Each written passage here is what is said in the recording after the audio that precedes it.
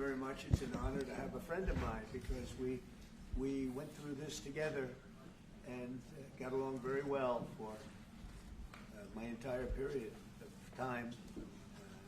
So I knew him as a very young man. Now he's just a young man. And he's done a fantastic job. Mr. President, it's an honor to have you. Thank you. You're doing incredibly for your country. And we appreciate working with you because you want to stop crime, and so do we. And it's very, very effective. And I want to just say hello to the people of El Salvador and say they have one hell of a president. Okay, and I mean that, and I know him well. I know him as a very young man, Marco, even younger than you. You know, he started pretty young. He'll always be younger.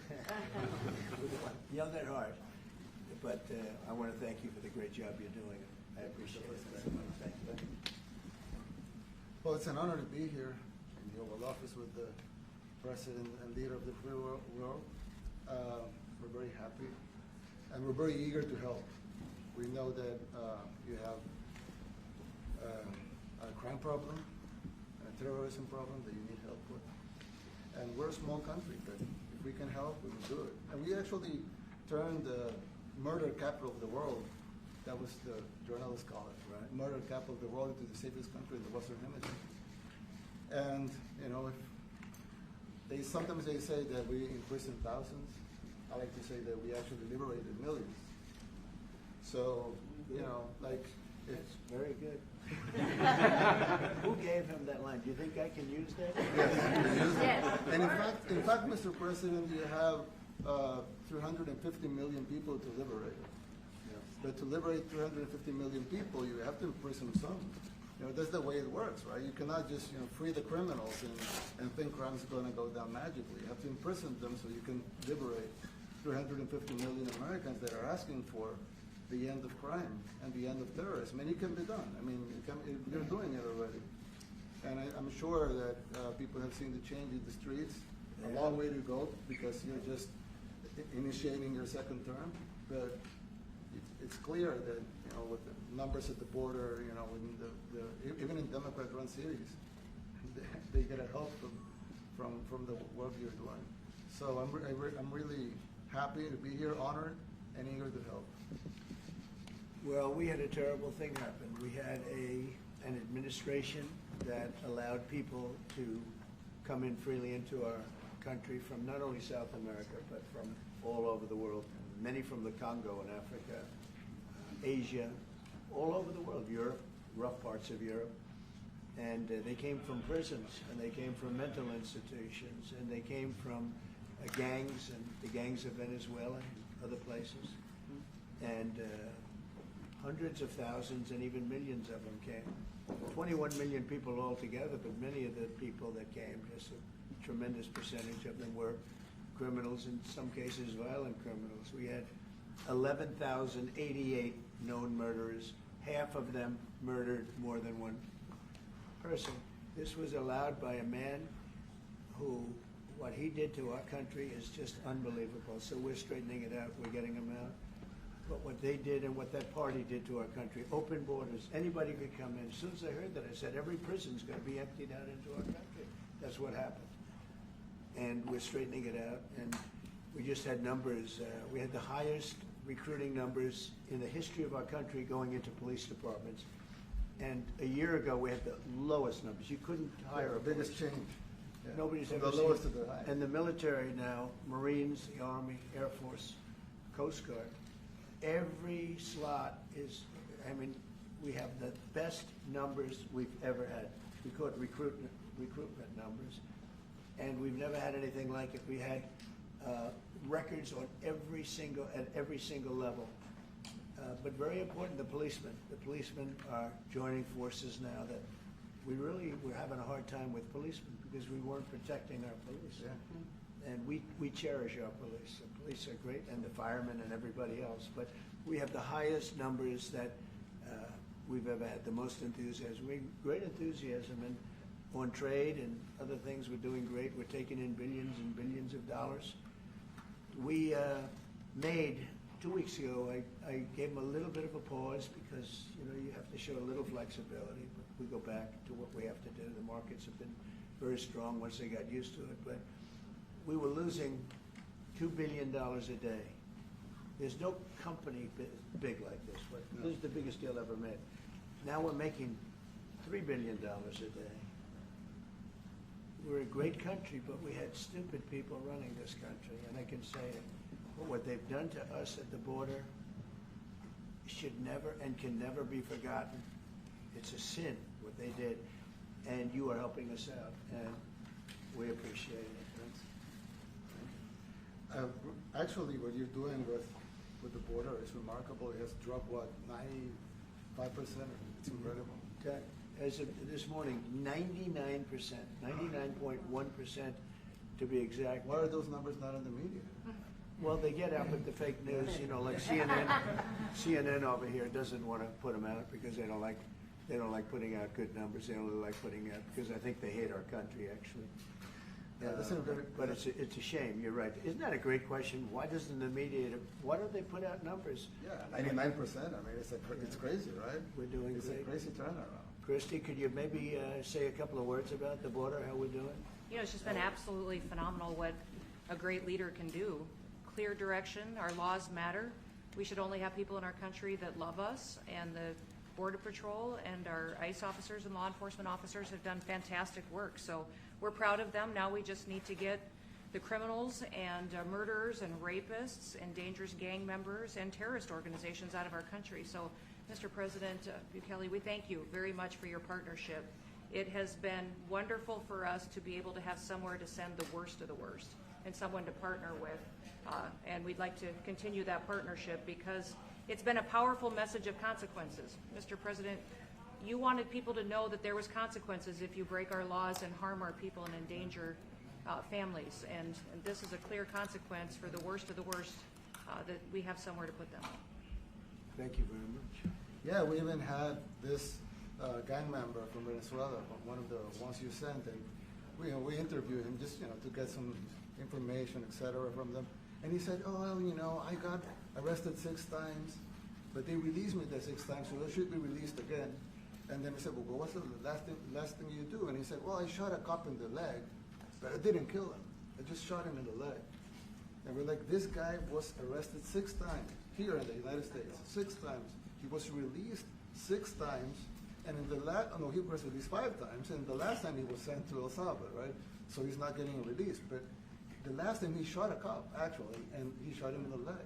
So these are, like you said, there's something broken. It's the liberal establishment, but they're not running things anymore in this country, and we're run by, and I don't say conservative, I don't say anything, we're run by people with great common sense. Yeah, common sense. Because it's all common sense. Yeah. It's not liberal conservative, it's common sense. Exactly.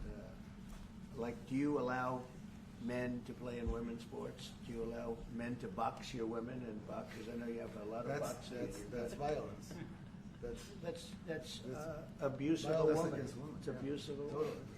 But we have people that fight to the death because they think men should be able to play in women's sports. And some of those sports, it wouldn't matter much, but it still matters. But some of them are very dangerous for women. Some years ago, like you said, a decade ago or so, women rights movements were pressuring so that we enacted specific laws to avoid men abusing women. And I think those laws were great because there were a lot of men abusing women. But now some of the same people are trying to backtrack on that and actually trying to make new laws allowing men to abuse women in sports. So actually that doesn't make sense. It doesn't make sense. It's crazy. They have weightlifting records, right? Yeah. A woman gets up this way, she's incredible. A guy gets up and beats her by 100 pounds. What are you going to do? A record that hadn't been broken in 18 years. They put on an ounce, quarter of an ounce, eighth of an ounce for 18 years. Now they have a guy come up, ping. The whole thing is crazy. But they continue to fight. And I don't like talking about it because I want to save it for just before the next election. I said to my people, don't even talk about it because they'll change. And but I watched this morning, there was a congressman fighting to the death for men to play against women in sports. And you say to yourself, why? What are they doing, right? What are they doing? your country's not too big in that. No, of course not.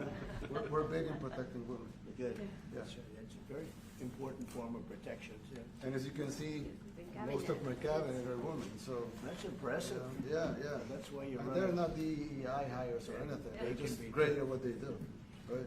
That's right. This is very impressive. Yeah, This no. is a first. We've had women, but we've never had three of them right here. That's, 4 and 3 and men. look at what we have. You guys feel a little bit mistreated? That's good. I like it. We've been advanced. I've been very advanced in that regard too. We have Pam, who's been so Yes, I know. fantastic. Christie. Christy, and the most powerful woman they say I anywhere. know, exactly. She's rated. They're all afraid of her. Susie Wells, they say, oh, she's tough. Yeah. Most powerful woman in the world, according to magazines. What do I know? Yes. But I think she probably is. Yeah. You know, she probably is. Congratulations. And you know, Stephen, who's done such a great job. Thank you, sir. We have great He's people. very famous too. But we love working with him. He really lets them have it, right? Yeah, exactly. There's no games. No, no, no. It's very good. He knows. Do you have any questions, please? President Trump? No, let's not start Mr. with President. CNN because they're just so Mr. President. wrong. Yeah, please. Yeah, thank you, Mr. President. You repeatedly mentioned last night that Russia's attack on Ukraine was a mistake. What is the exact mistake? And have you given Putin a deadline to actually move toward a ceasefire? The mistake was letting the war happen. If Biden were competent, and if Zelensky were competent, and I don't know that he is. We had a rough session with this guy over here. He just kept asking for more and more. That war should have never been allowed to happen. That war, I went 4 years and Putin wouldn't even bring it up. And as soon as the election was rigged and I wasn't here, that war started. There was no way that war should have been allowed to happen. And Biden should have stopped it. And you take a look at Putin. I'm not saying anybody's an angel. But I will tell you, I went 4 years and it wasn't even a question. He would never, and I told him, don't do it. You're not going to do it. And it was the apple of his eye, but there was no way that he would have done it. All you had to do is lower oil prices. If you lowered oil prices, Biden kept the prices so high because he made it impossible to get it. If you lowered oil prices, you would have never had the war. But you wouldn't have had it with me anyway. That war would have never happened. And I think it's a great abuse. So now what do? You get a country where 25% of its land is gone, and the best locations, where millions of people are killed. You know, you haven't reported accurately the death. And this was Biden's war, and I'm trying to stop it. And I think we're going to do a good job. I hope we're going to do it. They lose 2,500 young people a week, think on average. Now they're Russians and they're Ukrainians, but it's 2,000. We don't care. It's like whatever it is. They're not from your country. They're not from mine. But I want to stop it. 2,500. It's a killing field. It's like the Civil War. You take a look. I look at the satellite pictures. This should not be happening in our time. Of course, our time can be pretty violent, as we know. But that's a war that should have never been allowed to start. And Biden could have stopped it, and Zelensky could have stopped it, and Putin should have never started it. Everybody's to blame. Have you spoken to President Zelensky, sir, about his offer to purchase more Patriot missile batteries? Oh, I don't know. He's always looking to purchase missiles. You know, he's against. Listen, when you start a war, you got to know that you can win the war, right? You don't start a war against somebody that's 20 times your size, and then hope that people give you some missiles. If we didn't give them what we gave, remember, I gave them javelins. That's how they won their first big battle with the tanks that got stuck in the mud, and they took them out with javelins. They have an expression that Obama at the time, Obama gave them sheets and Trump gave them javelins. But there's something that should have never happened. It's a really shame. The towns are destroyed. Towns and cities are, largely destroyed. They have the spires, the beautiful spires that go up. They say they were the most beautiful in the world in Ukraine for whatever reason, but the most beautiful in the world, they're mostly laying on their side, shattered and broken. And most importantly, you have millions of people dead. Millions of people dead because of 3 people. I would say 3 people. Let's say Putin, number 1, but let's say Biden, who had no idea what the hell he was doing, number 2, and Zelensky. And all I can do is try and stop it. That's all I want to do. I want to stop the killing. And I think we're doing well in that regard. I think you'll have some very good proposals very soon. Last question, sir. Have you attributed a motive, sir? Have you attributed a motive through the FBI investigation behind the attack on Governor Josh Shapiro over the weekend? No, I haven't, but the attacker was not a fan of Trump, I understand, just from what I read and from what I've been told. The attacker basically wasn't a fan of anybody. It's probably just a whack job. And certainly a thing like that cannot be allowed to happen. Good relation with President Bukele, the best guarantee that this time you won't terminate the temporary I have protected a status. great relationship with this man. I have the best relationship with him. We've known each other. I've known him since he was a very young man, as I said, very, very young, and I was impressed. I said, look at this guy is, in fact, you sort of look like a teenager. You look like a teenager. I said, what I kind don't of know a if that's country good or is bad, this? Mr. President. He grew up well in the last 5 years. Do you support the extension for nationals of El Salvador under temporary support protected him. status? Do you plan to ask him? Let's hear the question from this very low-rated anchor at CB. Thank you, at President. CNN. Do you plan to ask President Low Bukele rated. to help return the man who your administration says was mistakenly Which one is it? deported? The man who was mistakenly deported to El Salvador? Well, let me ask Pam, would you answer that question? Sure, President. First and foremost, he was illegally in our country. He had been illegally in our country. And in 2019, 2 courts, an immigration court and an appellate immigration court, ruled that he was a member of MS-13 and he was illegally in our country. Right now, it was additional paperwork had needed to be done. That's up to El Salvador if they want to return him. That's not up to us. The Supreme Court ruled, President, that if, as El Salvador wants to return him, this is international matters, foreign affairs, if they wanted to return him, we would facilitate it, meaning provide a plane. So will you return him, And President Bukele? you are doing a great job. Thank you. ¿Usted estaría Mr. dispuesto a Miller, entregar- wait a minute. Can you just also respond to that question? Because, you know, it's asked by CNN, and they always ask it with a slant, because they're totally slanted, because they don't know what's happening. That's why nobody's watching them. But would you answer that question also, please? Yes, gladly. So, as Pam mentioned, there's an illegal alien from El Salvador. So, with respect to you, he's a citizen of El Salvador. So, it's very arrogant even for American media to suggest that we would even tell El Salvador how to handle their own citizens as a starting point. As 2 immigration courts found that he was a member of MS-13. When President Trump declared MS-13 to be a foreign terrorist organization, that meant that he was no longer eligible under federal law, which I'm sure you know, you're very familiar with the INA, that he was no longer eligible for any form of immigration relief in the United States. So we had a deportation order that was valid, which meant that under our law, he's not even allowed to be present in the United States and had to be returned because of the foreign terrorist designation. This issue was then, by a district court judge, completely inverted, and a district court judge tried to tell the administration that they had to kidnap a citizen of El Salvador and fly him back here.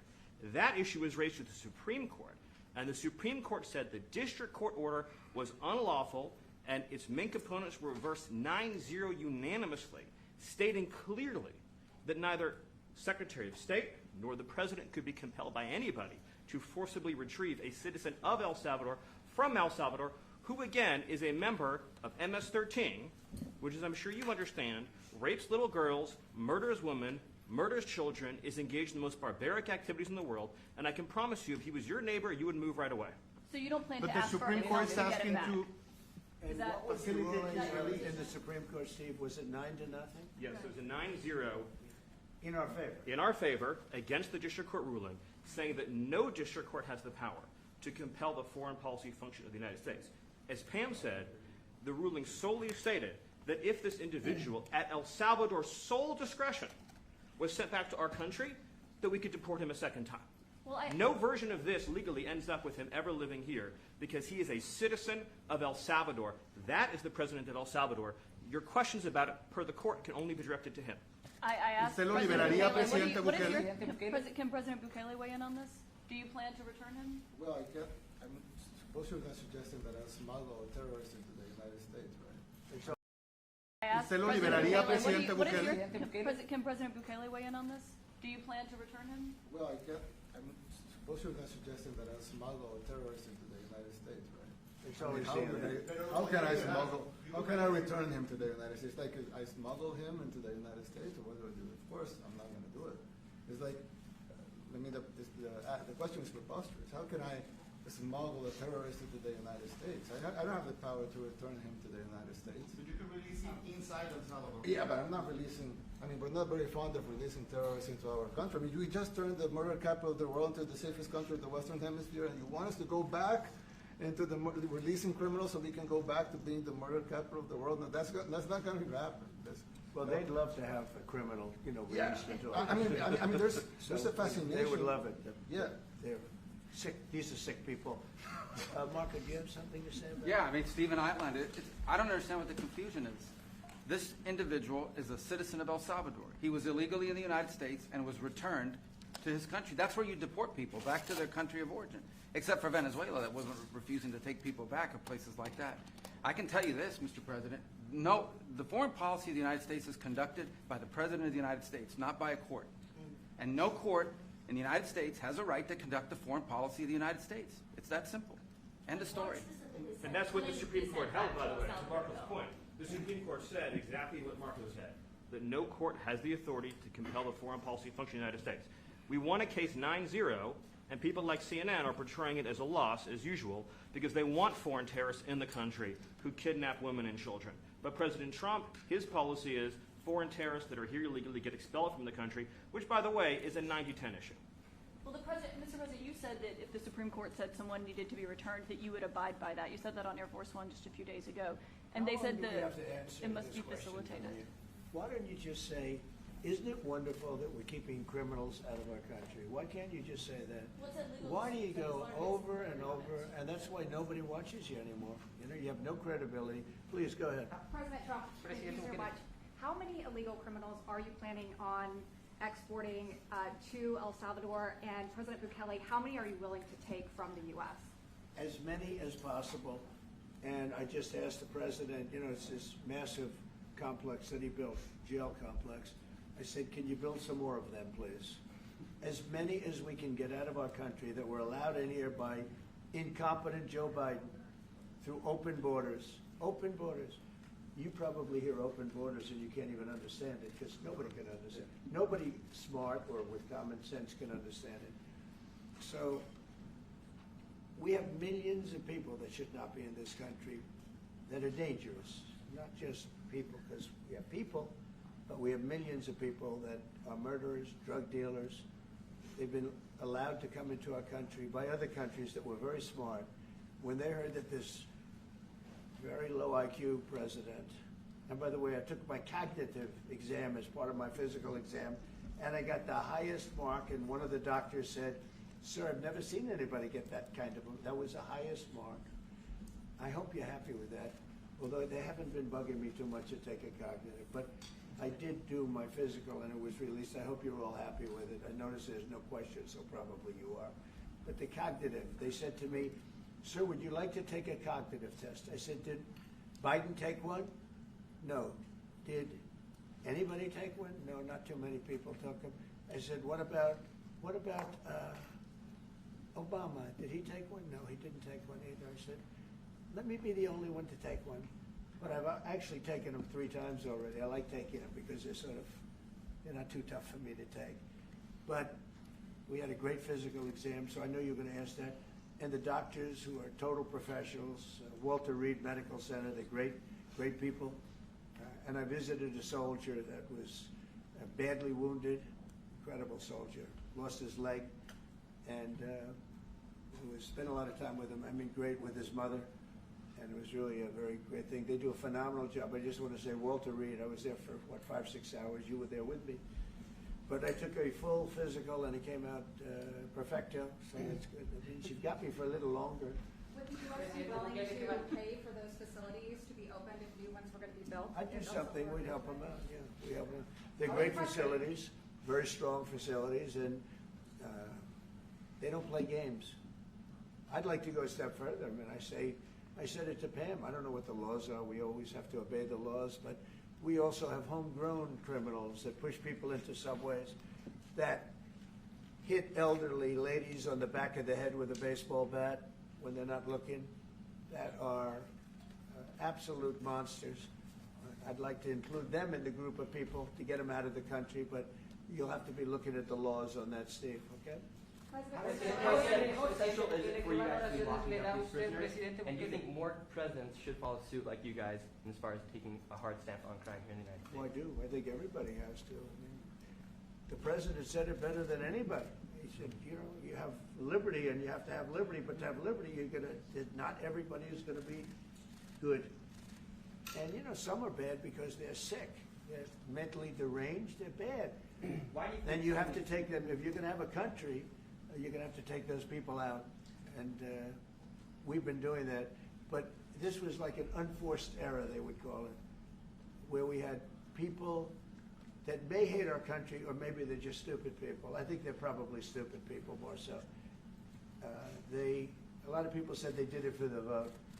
But I did better with Hispanic people than they did, because they always use Hispanic. I did better. You people love me.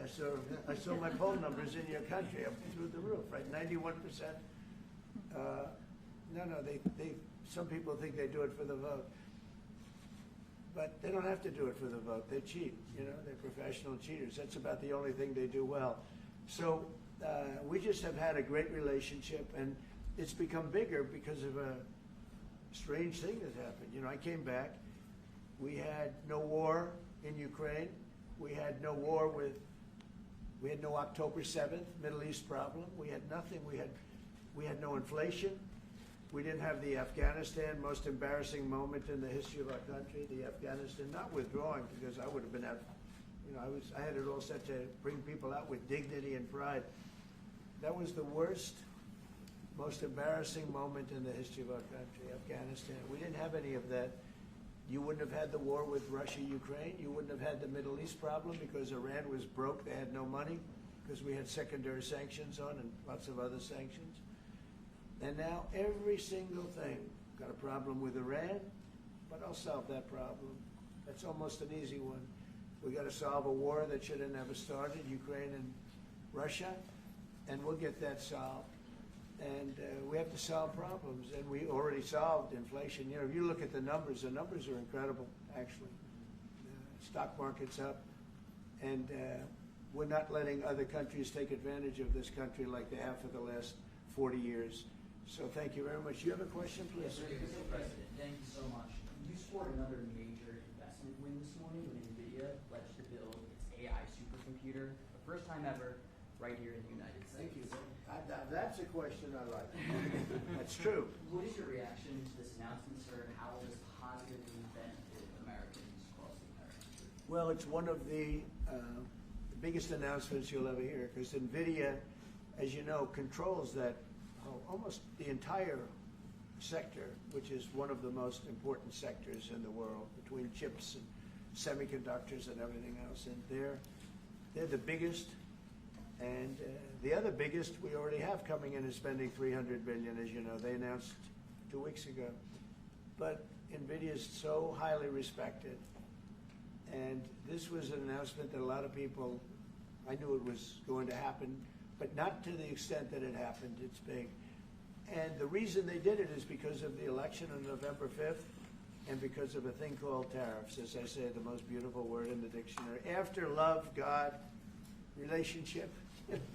The press actually hit me and said, tariff is the most beautiful word in the dictionary. What about family, love, God? So I got hit even on that. You understand? I said, okay.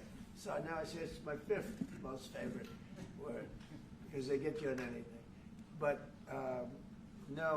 that NVIDIA, it's one of the great companies of the world, modern, super modern companies, controls segments that nobody, you know, sort of controls the world in a sense, and they're coming in here in the biggest way with hundreds of billions of dollars. Not like millions of dollars, hundreds of billions of dollars, and I'm honored by it. And I want to thank Jensen and all of the people that we deal with. They're great people. They're brilliant people. And without tariffs, they wouldn't be doing it. Okay. Thank you very much. Yeah, Are please. you considering additional sanctions against Russia after their latest attack? And do you have an update on the rate and when you might announce Well, I semiconductor already have tariffs? sanctions on Russia. I put them there. If you remember, Nord Stream 2, that's the big pipeline that goes through Europe. I stopped it. That's Russia's pipeline, the largest pipeline, I think, in the world, goes to Germany. And I stopped it. And when Biden came in, he approved it. And then they say, oh, I'm friendly with Russia. No. Putin said, you know, if you're my friend, I'd hate to see you when you're my enemy. I stopped the biggest economic job they ever had. I stopped at coal, right? It was dead. You know that, right? And Biden came in and he immediately approved it. What was that all about? And it's a pipeline that takes care of a lot of the needs. Now, you know, it was a very controversial thing, but I stopped it, and Biden approved it. Question? On tariffs? No, not you. Not Update today on potential semiconductor tariffs and potentially pharmaceuticals. What? Semiconductor tariffs and potentially pharmaceuticals. Any update on Pharmaceuticals, that? we're going to do. We don't make our own drugs, our own pharmaceuticals. We don't make our own drugs anymore. The drug companies are in Ireland and they're in lots of other places, China. And all I have to do is impose a tariff. The more, the faster they move in. The higher the tariff, it's very simple. It's inversely proportional. The higher the tariff, the faster they come. And yeah, we're going to be doing that. That's going to be like we have on cars. We have, as you know, a 25% tariff on cars. We have a 25% tariff on steel and aluminum. And that's what that category fits right now. Do you have a percentage in mind and a timeline? I have a timeline, yeah, not too distant future. And we're doing it because we want to make our own drugs. We're doing it because we want to make our own steel and aluminum, lumber, other things. And they're all coming in. We have record numbers, $7 trillion. Since I announced, like a month and a half ago, since I came in, we have over $7 trillion being invested in the country. We didn't have $1 trillion. We didn't have $500 billion for some of these guys. They didn't know what the hell they were doing. So we have the largest investment that we've ever heard of, and we're only 2 months in. And that'll continue at levels that you've never seen before. It's what's going to happen. And even the stock market's up today. We also had, you know, a lot of people didn't say it the way it was. We had the largest gain in the stock market in history on every single category last week. That was a nice game because we get a little hit because people didn't understand the power of our country economically if you use it right. Do you have something to say on that, JD? Yes, sir. I mean, look, for 40 years we have lost manufacturing capacity. Workers have seen their wages stagnate. And some of the most critical things that we need, from the pharmaceuticals, the drugs that we give to our children, the antibiotics that we give to our kids, to the weapons that we actually need to fight a war, if God forbid we had to fight a war, we don't make enough of that stuff. And so President Trump ran explicitly on changing that. Yes, as the President mentioned, it caused a little bit of disruption in the market, but I actually think over the long term, workers are going to benefit, stocks are going to go up, American businesses are going to benefit as we reinvest and reindustrialize our country. And the auto workers and the Teamsters and all of the unions, you know, not traditionally Republican, but I'm winning those unions by, we're up 40, 50 points on the Democrats. They're losing everything. They're losing everything because they just have policies that are not believable. They fight for policies that are 5% popular, and nobody knows who the 5% are. I mean, nobody can find the 5%. But if you go back to Ohio, and by the way, we have the great championship team from Ohio coming in today, right? Very big day. And that's going to be a little bit later. And that'll be, if you want to stick around, I'll introduce you to some nice people. You'll see some very large people, right? You'll see some people that even you have not seen people like this. These are big, these are 6'7", 380 pounds with no fat. Okay, that's pretty good, right? But the team, the national championship team, is being honored today at the White House, so that'll be exciting. Have you around? You want to stay around? I'll have you up there. You can tell them all about your prison, how you have to behave. Okay. Who else? Exemptions on electronics. Go ahead, please. Yeah, you said yesterday that you're making a decision on Iran very quickly. What do you mean by that? Is that a decision to strike Iran? They have to solve Or? their problem very quickly. Iran wants to deal with us, but they don't know how. They really don't know how. We had a meeting with them on Saturday. We have another meeting scheduled next Saturday. I said, that's a long time. You know, that's a long time. So I think they might be tapping us along. But Iran has to get rid of the concept of a nuclear weapon. They cannot have a nuclear weapon. He can't have a nuclear weapon. Nobody can have. We can't have anybody having nuclear weapons. You know, we can't have nuclear weapons.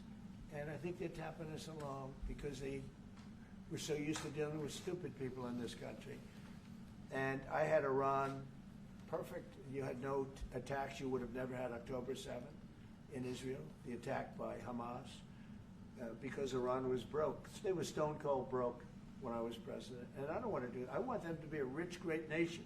The only thing is, one thing, simple. It's really simple. They can't have a nuclear weapon. And they got to go fast because they're fairly close to having one. And they're not going to have one. And if we have to do something very harsh, we'll do it. And I'm not doing it for us. I'm doing it for the world.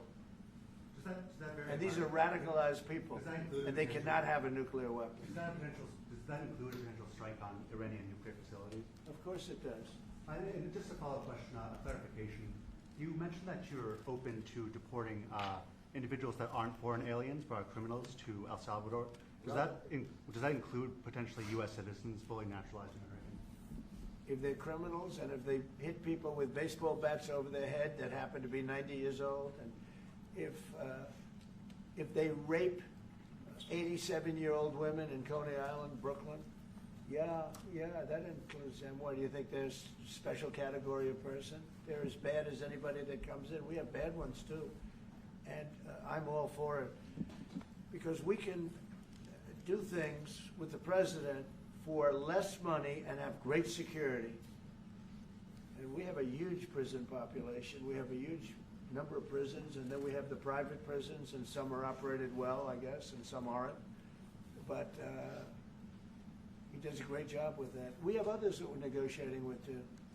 But no, if it's a homegrown criminal, I have no problem. Now, we're studying the laws right now. Pam is studying. If we can do that, that's good. And I'm talking about violent people. I'm talking about really bad people. Really bad people. Every bit as bad as the ones coming in. And I made the statement when I heard about this a long time ago now, 4 years ago. When I heard that this guy was having open borders, I said every single criminal from all over the world is going to be dumped into our country. And that's what happened. The jails of the Congo were emptied out. The jails of Venezuela were emptied out. And you know what happened? Their crime went way down. But now Venezuela has other problems. You know what the problem is? They have no money. Yeah. Because I shut off their oil, and we put secondary tariffs because they're not doing what's right over there. They know what to do. We spoke to them. I spoke to them. They know what to do. But they have no money. Venezuela has no money. But Iran had no money. And Iran behaved so beautifully. And then Biden took all those secondary tariffs on. I told China, you can't buy oil. If you buy oil from Iran, China, I told it to President Xi, then we no longer want you to do business with the United States of America. And those ships disappeared from that harbor so quickly. China. Get along great with China. Are the talks with Iran productive? Do you want to continue that? The talks with Iran, do you believe those are productive? Do you want to continue that? I think Iran could be a great country as long as it doesn't have nuclear weapons. If they have nuclear weapons, they'll never get a chance to be a great country. They will never get a chance. It won't even come close. Sir, on tariffs? Yeah. Yeah, thank you. Yesterday you mentioned short-lived product exemptions. Which specific products are you considering, and how long is short-lived? Weeks, months? I'm looking at something to help some of the car companies where they're switching to parts that were made in Canada, Mexico, and other places, And they need a little bit of time because they're going to make them here. But they need a little bit of time. So I'm talking about things like that. What about any Apple products, other cell phones? Look, I'm a very flexible person. I don't change my mind, but I'm flexible. And you have to be. You just can't have a wall and you'll only go. No, sometimes you have to go around it, under it, or above it. There'll be maybe things coming up. I speak to Tim Cook. I helped Tim Cook recently, and that whole business. I don't want to hurt anybody, but the end result is we're going to get to the position of greatness for our country. We're the greatest economic power in the world if we're smart. If we're not smart, we're going to hurt our country very badly. We lost with China over the Biden years trillions of dollars on trade. Trillions of dollars. And he let them fleece us. And we can't do that anymore. And you know what? I don't blame China at all. I don't blame President Xi. I like him. He likes me. I mean, who knows? Who the hell cares? Do you have any updates on talks But you know with what? China? What? Do you have any updates with talks with China? No, let me just tell you this. I don't blame China. I don't blame Vietnam. I see their meeting today. Is that wonderful? That's a lovely meeting. They're meeting, like trying to figure out how do we screw the United States of America. Don't forget, the European Union was formed to do just that. The European Union was formed to hurt the United States and on trade. And they get us on NATO because they don't pay their bills. But now, since I got involved, they have been paying their bills. I took in over $600 billion for NATO. Nobody took in anything. I mean, they were all delinquent. They had 8 nations out of 28 paid their bills. The rest of them were way delinquent. And I said, if you don't pay your bills, we're not going to protect you anymore. And the money poured in over 600. The Secretary General last week made that statement. He said, I've never seen anything like it. We couldn't get anybody to pay because the United States was footing the bill for NATO. Well, we got hurt there, and we got hurt on trade, likewise, European Union. And they've got to come to the table, and they're trying to. They're trying to. But the European Union has taken terrible advantage. They don't take our food products. They don't take our cars. We have millions of their cars, BMW, Volkswagen, Mercedes-Benz, many others. They come in by the millions. They don't take, there are no Chevrolets in Munich, I can tell you that. I said to Angela Merkel when she was there, as she was letting millions of people infiltrate Germany, which was not so good from, we would call them illegal immigrants, but she made them legal. But I said to her, and I get along with her very well, I said, how many Chevrolets do we have in Munich or Frankfurt? Why, none, Donald, none. I said, you're right. And yet we take in millions and millions of cars. No, those days are over. Okay, thank you very much, everybody. Thank you, guys. Thank you, guys.